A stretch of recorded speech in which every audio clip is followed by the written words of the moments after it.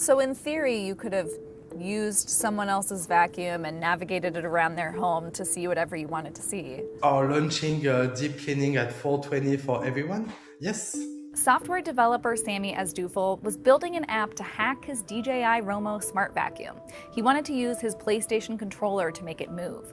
But in the process, he accidentally uncovered a major security flaw. With the help of an AI chatbot, Sammy discovered he could also access what he says were roughly 7,000 other vacuums, allowing him to get their approximate locations and even remotely control other people's vacuums.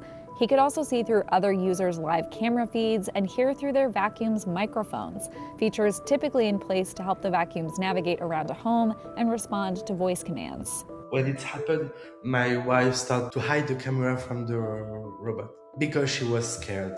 I don't know, I freak out or scared. Sorry, this make me laugh for nothing, but why they gonna put a microphone in a vacuum?